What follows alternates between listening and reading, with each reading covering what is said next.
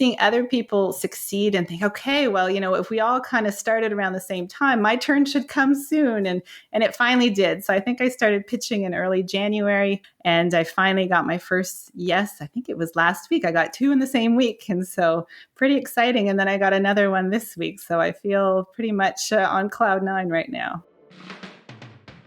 Hey everyone, welcome back to the Travel Media Lab podcast. I'm your host, Yulia Denisuk, an award-winning travel photographer, writer, storyteller, community builder, podcaster, and entrepreneur, working with publications like National Geographic Traveler, the New York Times, and more, traveling to interesting places around the world and producing stories that I'm excited about. Travel Media Lab is my platform for helping you break into the travel media space, where we share insights, tips, advice, and stories from people working in the industry. Happy International Women's Month! Our mission inside this podcast has always been about uplifting women and inspiring more women to go after their own storytelling dreams. And in the 2 years that we've been podcasting, which is kind of hard to believe that it's been 2 years already, we've had so many incredible women in travel come and share not only their wisdom, but also their fears, wins, struggles, hopes, and dreams with us. And so this March, in honor of International Women's Month, I wanted to bring back these conversations, some of the most poignant, heartfelt, and inspiring conversations we've ever had in our show. In the next few episodes, you're going to hear from travel photographer and writer and dear friend Kartika Gupta, who works with publications like Condé Nast Traveler, Thrillist, and more, our former student and circle member, Vanessa Dewson, who's also been published in multiple publications, most recently in Trip Savvy, Nikki Vargas, an amazing writer and editor at Photos Travel, who has a book coming out called Call You When I Land, Lola Akinmates, a multi-talented powerhouse of a female creator who is just so inspiring to me and whose projects continue pushing the boundaries of travel media space. And last, but very much not so least, Sarah Han, an accomplished travel writer and editor and a thoughtful traveler who's currently working with Rob Report. So take a minute to listen to all of these episodes and also connect with these amazing women on Instagram. We will have links in the show notes to all of their accounts so you can go and check out their work. I handpicked every one of these conversations because they impacted me personally when I interviewed these incredible women, because I want to celebrate them, their accomplishments, and also because I believe that listening to their stories can inspire you, dear listeners, to go out there and go for the stories, projects, and dreams that you want to pursue as well. And just a quick note that in some of these episodes, you hear us refer to our podcast and platform as Genius Women. That used to be our name, but we changed to Travel Media Lab some time ago to better reflect the mission of our company. Happy International Women's Month, and I hope you enjoy these episodes. Welcome, Vanessa, to our podcast. I'm really excited to have you today on our show. It's going to be a very interesting conversation, so I'm excited to have you on. For everyone who is joining us today, Vanessa is a professional photographer based in Ottawa, Canada. She is a photography instructor with Ottawa School of Art. She's a travel advisor, a founder of a travel company. She leads photo tours around the world with her company called Focus and Photography Tours, and we'll link to that as well so you can check out all the amazing tours that Vanessa leads around the world. And Vanessa took our Storytellers in Action class last fall, and since then she's joined our membership, The Circle, and she's been just one of the most amazing, active, and supportive members of our community. So I'm really grateful and excited to have Vanessa on the show today. So welcome, Vanessa. Very glad to have you. Thank you. I'm happy to be here. I really enjoyed the course that I took, and it had been years that I wanted to get published. I think that was sort of my next goal to check off my list, and couldn't really figure out how, and saw your course. And at first I think I joined the Facebook group and then thought, no, I need something more. And then when I took the course, I thought, I need that extra support to keep me motivated, and join the circle, and I have no regrets. That makes me so happy to hear that because, as a creator, as someone who is building this community and building genius women, and I tell you guys this all the time inside the circle and inside our conversations, that it's just so important for me to hear that feedback and to hear that what we're doing is helpful, is supporting to you. And it's amazing to hear to see then all the results that are happening on the back end of that, which we'll get into that as well. But no, that's awesome. I'm really excited that you were able to come on today. So before we get into all of that, I would like to know, so the creative career, it's still a very aspirational path, right? For many people it can still seem quite out of reach. And so I'm curious, how did you get into photography, or how did you know that you wanted to become a photographer? I mean, your resume is quite impressive. You're doing a lot of things. You're accredited with Professional Photographers of Canada. You're leading workshops. You're leading group tours. How did you get into this path, and how did you know that you wanted to become a photographer? It took a while. The first thing I ever wanted to be was a trapeze artist in the circus. So What? How did I not know this about you? That's amazing. yeah. And then I think after I saw Indiana Jones, I wanted to be an archaeologist and go to Egypt. And I haven't been to Egypt yet, so that's still on my list. Okay, we have to go together, by the way. Oh, I would love to. And then I wanted to be a marine biologist. I love whales. And one of my bucket list photography trips I want to do is to photograph them underwater. I've done whale watching tours, and I've got a lot of photos of tails and mouths opening, but I have a few photographer friends who've done that, and it just looks absolutely amazing. But no, I think in high school it was I took a communications class, and we had to do a music video, and my teacher thought that ours was really good. It was a friend and I, we did our music video, and we entered it into a competition and it won. So that was sort of the first little hint, like, oh, maybe I'm good at something creative. And then I was president of our photography club. So I learned how to, use a dark room back in the day. And my dad was really into photography. So it's something that I was around, but in terms of a career, I never thought of it. But after this communications course, I decided to apply to film school. I thought I wanted to tell stories, and I wanted to do cinematography. I loved the camera work. I loved taking pictures and telling stories visually. So I went to one of the top film schools in Canada, but even there it was I loved the students and we had a great time making stuff. But I had my cinematography teacher was an old white man who basically, when we went to visit the big equipment rental place, was like, and this is why women aren't cinematographers, because it's heavy equipment and all this. I felt like a lot of people were discouraging. Oh, it's a tough industry. You'll never make it. So by fourth year, I just felt I need something safe. So I found a job in Ottawa and did that for a year. And the job I had was coordinating these internship programs. And so connecting people that wanted to work in the arts. So someone who wanted to work for a ballet company, they got an internship and they got to tour with the ballet company around the world. And I thought, wow, that sounds really exciting. So I ended up finding an internship for myself. And I went to South Africa for 6 months. And that was great. But I had to come home to reality. And, my parents were like, find yourself a real job. And I did. Yeah. So I feel like I had these like stops and starts, like, maybe this is what will take me to the next level. And then these setbacks or doubts or just not finding the way. And I mean, I went to university in the late 90s and there was no YouTube. You couldn't film from your phone.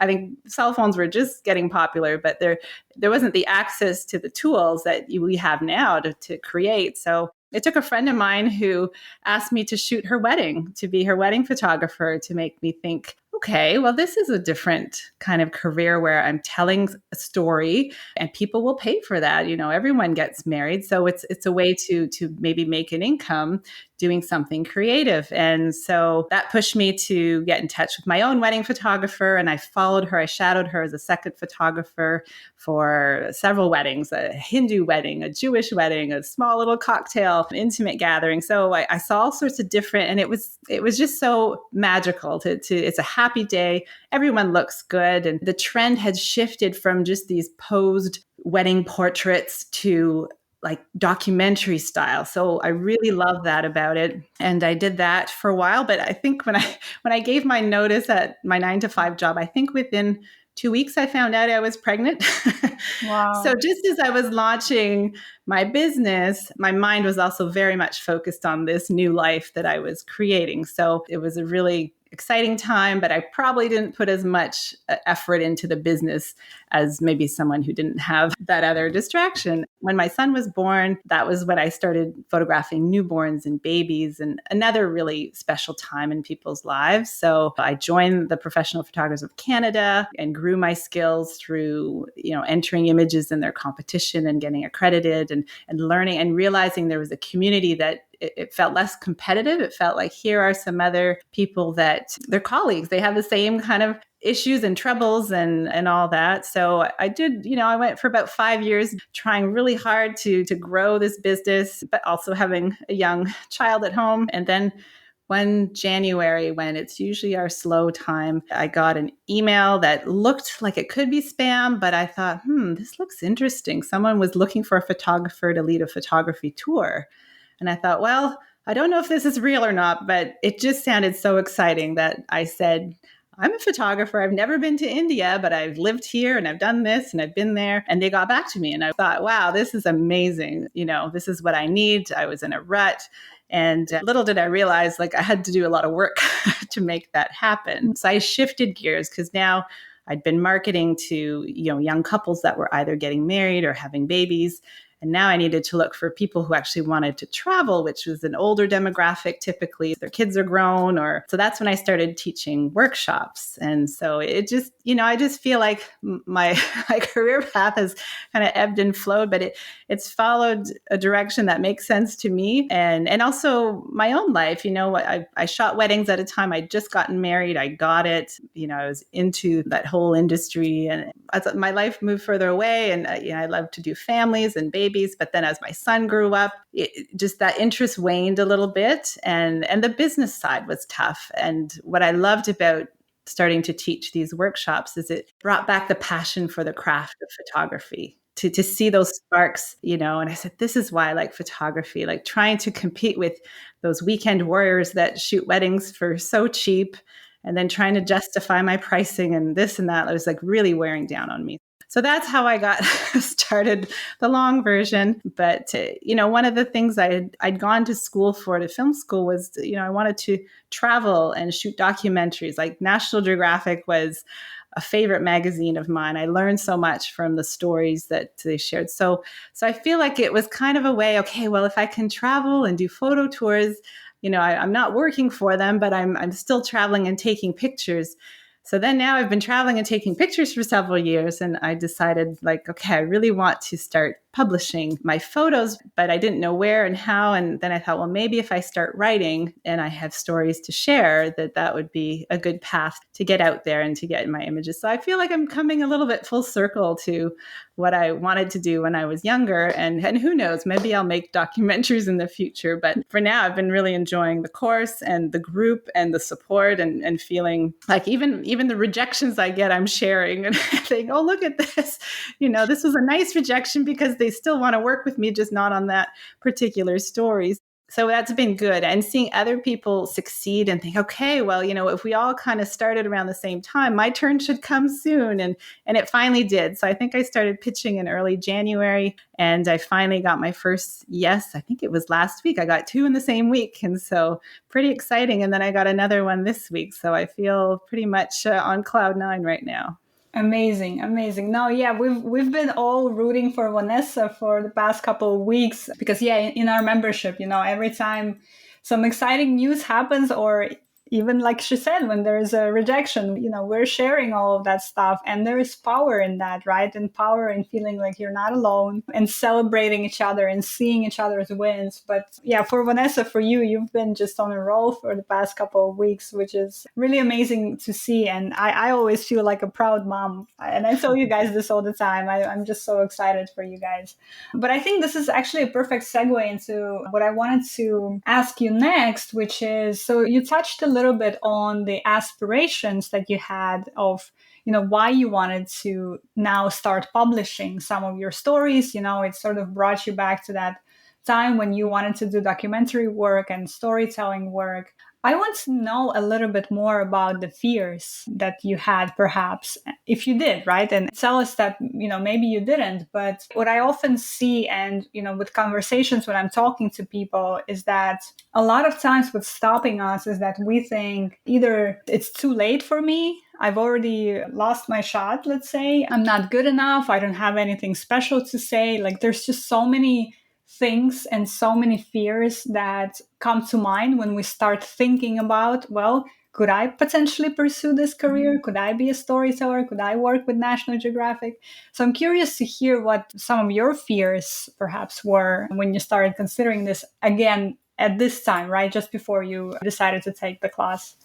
I decided to take it during a pandemic when the whole travel industry is shut down. But I think because of that too, I did have to try to think, okay, what can I do in the meantime? I'm not booking trips for people. I'm not taking trips myself, but I've been places and I love to even research and find out about the world. Excites me in so many different ways. So I just thought this would be a good way to keep my mind busy during a great pause that we're all going through. And I know that everyone has different challenges. And I have friends with, multiple young children and trying to work full time. So not everyone can go out and pursue a new creative path. But for me, I thought writing about what I know and have all these photos I've taken. So if I can kind of tie that in, like, it was a perfect time to do it. So, but in terms of fears, there's that fear that, okay, I know I can take a good picture, but can I write a good story? Is it worth trying to do both, or should I just stick to photography? And, I had to go back to when I was in high school, and I did have an English teacher who said, you should go into journalism, you write really well. So I had to tap into those,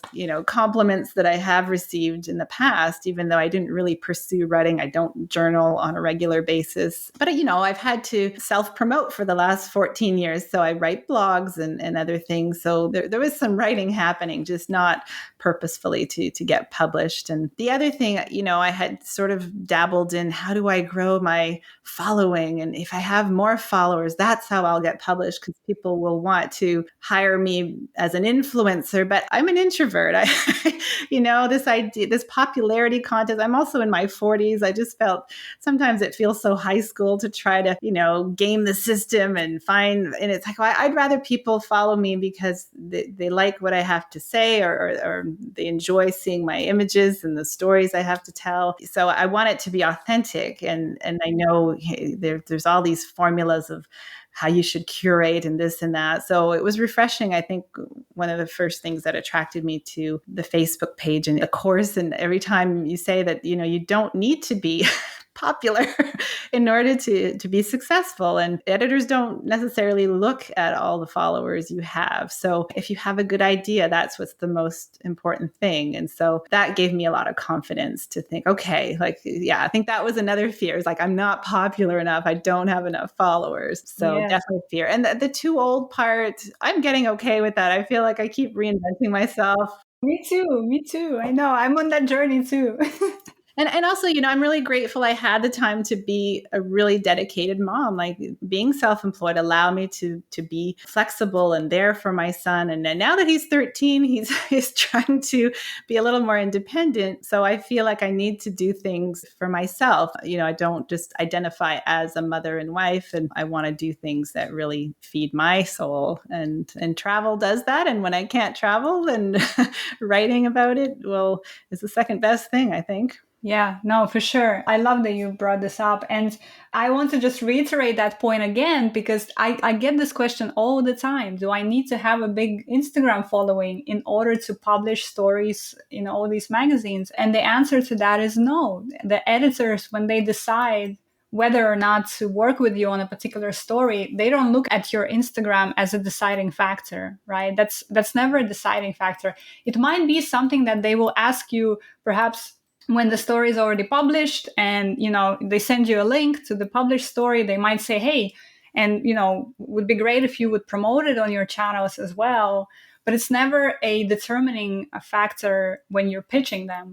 I know this is absolutely refreshing to hear for a lot of folks, because we can talk about the difference between content creation career and influencing career and a journalist career and how they differ. Because in a journalist career, your social media status, let's say, doesn't define whether or not you're going to get that work. What defines that is whether or not you have a good idea that fits with that publication, right? Which is something that we talk a lot about in the class and in the membership. So tell me, what were some of the hesitation though? Because I know there is a lot of people who are potentially interested in joining the class and joining the membership, and maybe it's starting to get more involved in this community and in this path, but they have hesitations. So I'm curious to hear what were some of your hesitations. Oh, for sure. Coming from the photography world, I definitely have become a bit jaded by some of the courses that people offer. And I think, am I really going to learn something, or is this just how they're trying to make money? And so when no offense, Julia. None taken, none taken. But, I didn't know you very well. So I thought, okay, is my money going to help me or help you? So, I was looking at that, and because it's a time where I'm not earning as much. So I really am cautious as to where I'm putting my money. So, but there was enough that I could tell that, no, I think I need this. I think I need this extra help to just figure out, it's not rocket science. Yes, you can figure it out on your own, but if you want to get there a little faster without as many headaches, it was exactly what I needed. And I learned things, that the formulas and what editors look for and the best way to present yourself, and the confidence building. I think the course gives you that. So I felt, it was nerve-wracking sending the first pitch, and I was very bold. I sent it to Nat Geo Kids, and I did get a response. It was a maybe, and I still, that one's still kind of up in the air. Can we just pause and let that sink in, please? That Vanessa sent her first ever pitch. She was bold to send it to National Geographic Kids, and she got a response, and the response was a maybe, which is like just incredible. Can we just celebrate that and pause on that? That's just amazing. How did that make you feel to hear back from them on the very first pitch? I didn't hear back right away, and you encouraged us to follow up. So it was during a follow-up that she responded, one of the editors, and said, oh, we love it, but I have to bring it to a meeting. And so there, it got lost in the meeting somewhere. But at the same time, it made me realize that was a good idea. It got that far. So maybe it wasn't right for the publication at this time, but who knows, maybe she'll file it away and get in touch with me later. So it was definitely a really big confidence boost. And by then I'd pitched several times, and it was sort of a month after my first pitch when I finally heard back. So that gave me some momentum to keep pitching. And I've had, some weeks where I didn't pitch at all because I just didn't feel it, and started to feel down and think, okay, is this really worth it? But I think being part of the circle, and I did jump on board with that because I knew myself. I knew that if I don't have that support and the cheerleaders that can keep me going, and also watching other people's success is a good motivator. So, and some of the people had taken the course earlier than I did, so they were a little further along, so they were getting published. So I thought, okay, like this works. So I just need to persevere, and you prepared us for the rejection and just having to continue on. And if you want it badly enough, like anything, you figure out a way. When I was asked to go on this trip to India, I had to find people on my trip, and I wanted it so badly that I started teaching courses and having to speak in front of people and doing all these things because I wanted it that badly. So I think anything you want badly, you'll fight for. And I've had some of my pitches that have been completely silent, like I never heard anything back. And then two of my pitches, the two that I got last week and this week, I sent something on Monday and heard 2 days later. So it's really kind of hit or miss, but it goes to show that just keep trying. You have to keep going no matter what, because eventually, and I say this all the time, so if you keep reaching out and you keep taking action and keep putting your ideas in front of people, eventually you will get results. Like, I have zero doubt in that. And it's amazing because now I look at all of you guys who are with us in the Genius Women community. I guess what I'm trying to say is that before, that knowledge was based on my own experience, right? And I was like, I know this works because I've gone through it.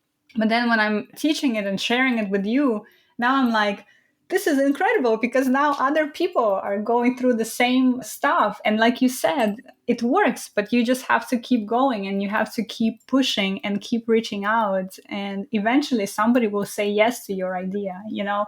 And I think the trick, if you want to call it that, is to learn how to not to give up and to keep going, because you just never know how and when an idea resonates with someone in the most incredible way, which is, you know, something that just happened to you too with your latest pitch, which we'll get into in a second here. But I want to just take a step back a bit and just talk about, so you mentioned a couple of things that we had in the class, which were, you know, I'm showing you some formulas for how a successful pitch will work. I'm preparing you for rejections and sharing with you some confidence boosting techniques. I'm sharing with you how the industry works. One of the biggest elements of why I think this class works is that we prepare you to actually send a pitch out during the class, because that's the whole idea, right? The class is called Storytellers in Action because we want to take action. We want to actually do something, you know? For you, that was that whole National Geographic Kids response, which is amazing. But I'm curious to hear, like, what did you find to be the most helpful and the most impactful part of the class? I think the how to pitch, because I think I hesitated. And I remember actually when I first started my photo tours, I'd reached out to a photography magazine to advertise. And I sort of was trying to hint at, well, you know, maybe if there's a way to write stories. And I look back and they had responded and say, oh, we're always looking for a story. And then I never did anything with that because I didn't know how. So, which is, to me, it seems silly, but maybe I just wasn't ready then. And now I was really ready. But, and yeah, it isn't rocket science. But at the same time, there were very clear steps. And it just sort of opened up the world to me of travel writing and writing in general, freelance writing, and kind of understand the industry. Whereas I think I just skirted alongside, and I know people who wrote for magazines, but I never dared to ask them because I don't know, there's that again, well, who are you? You're a photographer. What are you doing trying to write? Or so there again, that fear of not being good enough or not taken seriously, that people think that's not the right thing for you because you do other things. That I do wear different hats, and you know, they ask, what do you do? And it's like, oh, what don't I do? I always felt like a jack of all trades, master of none. But then I heard, I think it was somebody talking about being a multi-passionate entrepreneur. Like I can't just do one thing. And even in photography, they say, oh, you'll make more money if you really niche your business, like either just do weddings or just do newborns. But I would get bored if I just did the same thing the whole time. I like just a little bit of adventure and change. And so that's why travel photography really appeals to me and writing about it. I can relate to that a lot because I'm also multi hat wearing person, right? And I think what you were referring to is the episode we did with Lindsay Gary, who is a dancer, an artivist, a professor scholar. And she talks in her episode a lot about really not letting other people dictate. There is only this one path or this one niche that you can take. You know, there is validity in your experiences and in the way you want to show up in the world. And if that way calls for you working on several different projects at a time, then that's your way and it's absolutely valid, you know? So that absolutely speaks to me as well. So listen, now I want to talk a little bit about some of the amazing pitch responses that you've been getting lately. Let's get excited about that. How about that, huh? I know we are very excited about that in our circle community. We've been talking about Vanessa's wins for the past several weeks, which is awesome. But now I want everyone else to know as well. So you mentioned you reached out to several publications recently, and I think at the moment you're working on three different stories. How incredible is that? It's been wonderful. So my first yes was to write a story on how to photograph from a kayak. So it's an adventure, a women's adventure magazine. And I've been cooped up for a year. So I'm not mountaineer. And I also had a serious accident several years ago. So I'm not doing crazy sports and things, but I thought they do an issue on specific, they have a theme. So one theme was kayaking, one was mountaineering, one was, so I thought, well, kayaking, I was photographing from a kayak this summer. Maybe that's an interesting angle because you can get closer. I got really close to some loons, a loon family. And that was another sort of bucket list photo I wanted, was to get some really cool loon shots, especially with a little family. So I thought that would be a good angle, and they said yes. So that was my first yes, and I was so excited. And then the second one was actually one of the ones I think I thought of during the course. So when I went to Morocco, our guide is Amazigh, and I've never heard that word. And he explained that, most people call us Berber, but we don't like that name. It comes from the word barbarian, and that was completely news to me. And I don't think anyone else in the group knew that. So that kind of opened my eyes to that culture and the indigenous people in Morocco and across Northern Africa. So I wanted to kind of share that so that other people who are a little more sensitive to the Amazigh people in Morocco, and that one got accepted. So I've reached out to my guide, and he was happy to answer questions. And then I reached out to an organization for Amazigh people, and they put me in touch with someone who works at the UN. So I just feel like this little journalist, even though, I never went to journalism school, but Hey, let's not downplay our wins and our results, right? This is amazing. You are a journalist, you're telling a story, you are interviewing people, you are just doing absolutely great work. So let's not downplay that, okay? yeah, no, but it does feed into that first dream that I had, to tell those stories, travel the world and tell stories about the people and places and all the interesting things out there. So that was really exciting. And then the last one, I think I sent it on Monday, and I looked at when the editor had tweeted out that there's a call for pitches. Oh, that was 2 weeks ago. Maybe I'm too late. And I thought, and something about how to How nature saves us. you. Yeah. Well, everyone's going to say that, they've spent time in nature and it's healing, and it's very typical, I guess, or comments. I thought, what kind of angle can I spin here? And I just took a master naturalist course this winter, again, as a way to keep my brain occupied, but also to learn more about the natural world that I love to photograph and just have a deeper understanding for it. So I thought, well, maybe that's a good angle. And I don't think that's the angle they're going to take. They ended up looking at my photography and want me to do a photo essay. I'm chatting with the editor, but I was blown away when they got back to me, because I really had that one was just okay, well, let's just try anyway. And I really wasn't expecting to hear back. So again, it just goes to show, like, don't give up, or even if you think it might be too late, try anyways. It doesn't hurt to send an email. Exactly. And I just really love how you took that action, and what you said, that you were not even expecting anything, which means that you're sort of breaking away from that fear of rejections, because that's one of the things that stops us a lot of times, because we're expecting a rejection, we're expecting it not to go well, so we might not even try. But in this case, you just sent it out there, released the expectations, and look, and an amazing opportunity, an amazing response came back to you. So how did your experience taking the course and being in the membership now, how did that change the way you approach? And we sort of touched on it just now, but how did that change the way you approach publications now, and the way you see yourself in this career now? And most importantly, how are those fears looking now, the ones that you shared with us earlier? Well, I think when I got the first yes, it made me feel a lot more confident to call myself a writer, because in the course, you learn how to introduce yourself, and you say, hi, I'm Vanessa Dewson, and I'm a photographer and travel writer. And every time I wrote that, I was like, oh, that's not yet who I am. It's what I want to be. But I did feel like a bit of a fraud writing that. Can I just say something really quickly on that point? Because there is a reason why I'm teaching that in the class, right? You have to call yourself that before you are it, in order for you to start acting. It's almost like that catch-22. If you don't believe that you're it, you're not going to take a chance on yourself and put that stuff, put the ideas out there. It's not that I want everyone to start frauding people and saying, you're something that you're not, right? It's more about that you have to believe it yourself first, and naming yourself that it's part of that, right? And then Mhm. when you believe it, you start taking action, you start reaching out to people, and then eventually it becomes reality.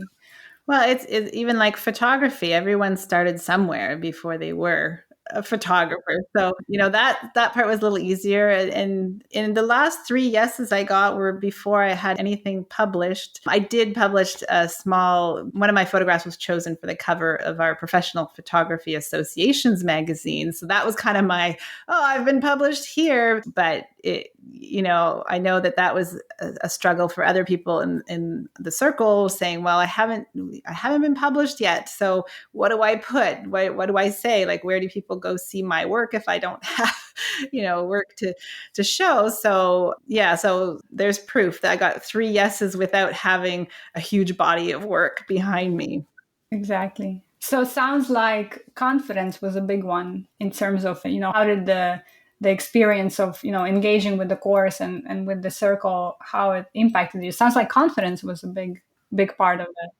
Yeah, for sure. And that's where having other people in the group, because we could post pitch reviews and in the circle so people could give some feedback, and even to which publication. If you have a great idea but you don't know where to put it, then pooling everyone's knowledge of what's out there is really helpful. Like these three places they were not on my radar that Yeah. accepted my pitches. So I don't know how long it would have taken for me to get to this point without the circle. Yeah, no, for sure. And that's the thing, right? Eventually, and I always say this too all the time, like eventually you will figure this out. And what I'm teaching in the course, what I'm supporting you guys with in the membership, eventually, you'll be able, of course, it's not rocket science, like we said, but what's the difference is that here's already some knowledge that exists, and you can tap into that knowledge and you can save yourself a lot of that sort of trial and error and dead ends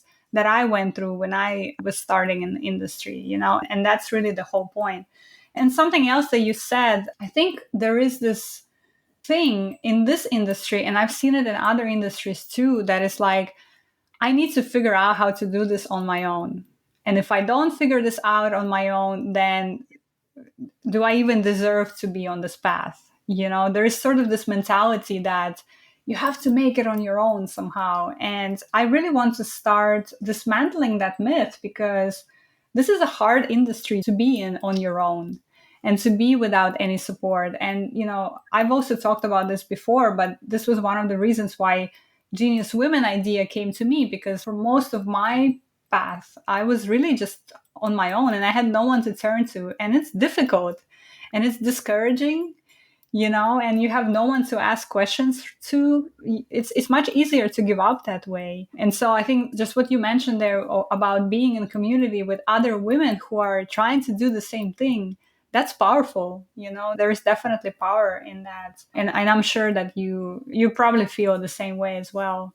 And I also think it gets rid of any jealousy, because it's easy when you don't know someone else's path and you see them get the success that you wish you had, to be envious. But then when you get to know people and you see they have the exact same struggles, then when they get a win, you're excited for them, and it motivates you to, okay, well, I was feeling kind of low this week and didn't know if I should send anything out, but Laura got this great article published, so that's motivation. I'm going to get back out there. I got to start pitching again. So yeah, I think that has been really good, and I've seen it in everyone in the group. There's ups and downs every week, so we kind of help each other out and we do celebrate each other's wins, and that's really powerful. And because otherwise it's pretty lonely. And I was so excited last night. I think right away I was like on the WhatsApp. Yeah, I know. You shared it with us right away. That was so awesome to see. And I know that people in the group will understand the feeling of getting an accepted pitch. Whereas, like, even my husband, I mean, he was excited, but he doesn't know the inner struggles and everything else that I've gone through to get that. Whereas I think the women in the circle do. So it's pretty powerful. Amazing. Yeah, no, that's exactly it. I think for me, that's the power of it, right? When you're with people who have those same struggles every week, that's when it becomes really powerful. And by the way, we sort of mentioned the circle several times. So just want to mention for people listening that the course is the foundation of the knowledge in this industry. And there is community aspect in the course. The people that take the course together sort of stay together throughout the course. And then as the course wraps up, then we have the membership, the circle, which is sort of that ongoing component. If you want, and not everybody will want that too. Some people, they know this about themselves, that perhaps they don't need that a bit of extra motivation and extra support, but some people do. And so if you do, then that is available to you as well. This is awesome. I love talking to you. I love sharing your story, because I think it's really powerful to know that what we want is really within our reach. It just needs some action from us. We do need to take action. We do need to write those pitches. We do need to send them out. We do need to follow up, and we need to keep pitching. And if we're persistent and consistent, and if we have support, then things are going to start happening for us, which is what we're observing right now with you, Vanessa. And it's really beautiful to see. It's really, really amazing to see. So I'd love to sort of wrap up our chat today with wondering, what would you say to someone who is interested in getting their stories published and perhaps starting to take steps toward their creative aspirations, but is not sure what step to take next, has some fears, like the fears that we've discussed, not sure if this is for them, if it's too late, if it's whatever, however many of those reasons, what would you tell them? I would say definitely take the course as the first step, for the value you get for taking it, and it could take you a long way. So just with that course alone, you're off to a great start, and you still have your Facebook group. So there are ways to stay connected, but the course will really give you that foundation, even looking at where you want to see yourself. Like there's some internal work you do, as well as the nitty gritty of how to actually approach a publication, and tips on how to find ideas when you're stuck, and all sorts of things. So definitely worth it. And I remember when I was thinking the whole financial side of things, it's like, well, you get a few publications that say yes, and you've paid it off. And if you can do that much faster than if you're trying to figure it out on your own, then even better. So you're already on your way. Yeah, for sure. It absolutely pays for itself, right? In some cases, even half an article will pay for the course, depending on the publication. So yeah, I absolutely agree with that. Amazing. So we'll have some more information about the course. If you're interested, you can check it out. And whether or not you take the course, whether or not you join us in the membership, or whether or not you engage with the Genius Women community in any way, what I would want to say is that just take action on something that you want. This is the most important thing. If there's one thing you can take out of today's conversation, it's that. Please take action, because a lot of times we stop ourselves just short of doing the thing that's going to get us results. And we stop ourselves short for the reasons that a lot of times are in our head and only in our head. And that always just breaks my heart, because a lot of the things that we want are absolutely within our reach, if only we took actions and took some steps toward it. If there's nothing else that you take out from today, I hope this is it. And go out there and do the thing that you want to do, and you will start seeing amazing results, just like what we're seeing now with Vanessa. So thank you so much, Vanessa. Thanks for coming today. It was a great time talking to you, as always, and I will see you soon in the circle. Yeah, thank you, Yulia. This has been wonderful, and wonderful to get to know you throughout the course, and it's been nothing but great. Thank you so much for listening. I hope you enjoyed this conversation we're bringing back to celebrate the multi-talented women who've come to our show over the years.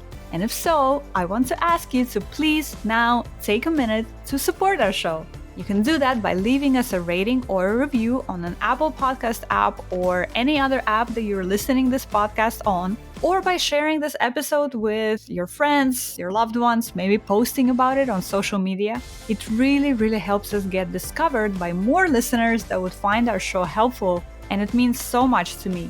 I read every single review we get, and I take them very seriously, because I want to create a great show for you. So if you've been inspired by something you heard today or in any other episodes of our show, please take just a minute to support it by leaving us your rating or review. This is one of the best ways you can help us out.